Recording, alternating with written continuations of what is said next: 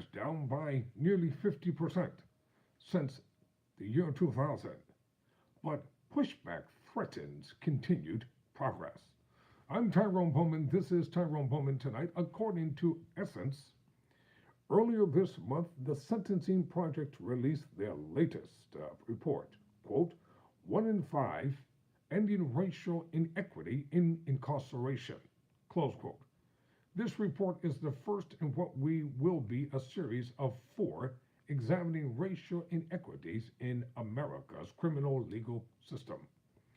The report discussed how, for black men, the likelihood of being imprisoned has decreased. In 1981, there was a 1 in 3 likelihood for a black man to be imprisoned, and non-imprisonment for black men is now 1 in 5.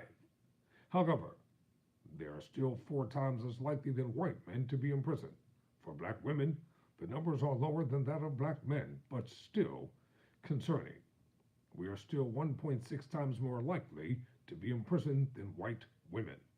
In addition, these statistics also do not account for variances in different states.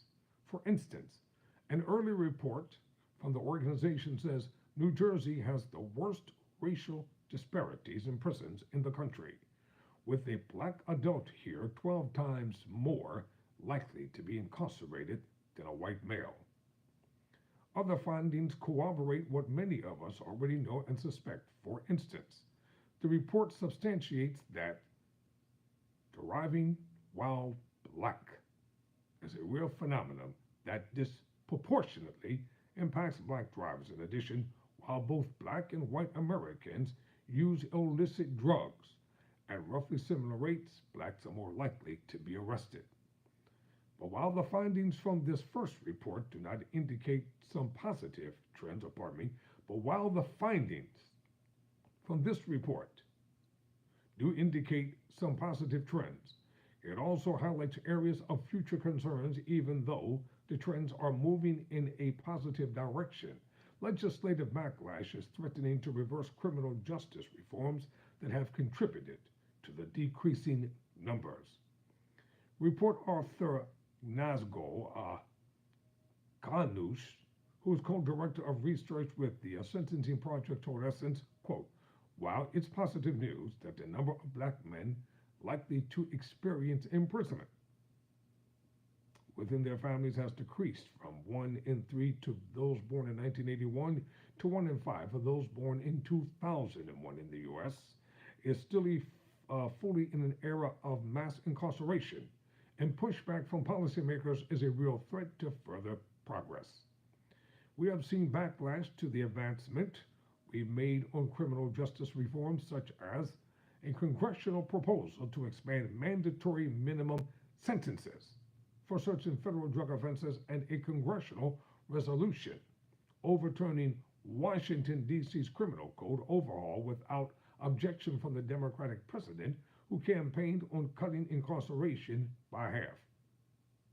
See, what black folk seemingly keep forgetting, it was then Senator Joe Biden, now President Biden, who authored the toughest sentencing mandatory legislation since the era of Reconstruction and Jim Crow combined, known as the 3 Strikes Law. It was the Democrats who gave us this. And people really think that black men are going to come out in crows and vote in November for this president.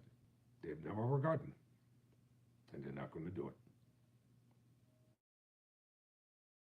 Black men are not coming to the polls in droves. And if they do, they're not going to vote for him. Because they're the ones, and we are the ones, who have been suffering the backlash. So, let me read that again. We have seen backlash to the advancement we've made on criminal justice reform, such as a congressional proposal to expand mandatory minimum sentences for certain federal drug offenses and a congressional resolution overturning Washington, D.C.'s criminal code overhaul without objection from the Democratic president, who campaigned on cutting incarceration by half. That is very concerning. Ganoush continued. The sequel to this report is expected to be released in December of this year. We are now. And will concentrate on the three key drivers of disparity from within the criminal legal system addressed by promising reforms from dozens of jurisdictions around the country. The anticipated release date for the subsequent report is at the top of next year in January and will focus on criminal legal policies that jeopardize public safety by exacerbating socioeconomic inequities and the reforms that correct this final source of injustice. I'm Tyrone Bowman. Never surrender, never quit.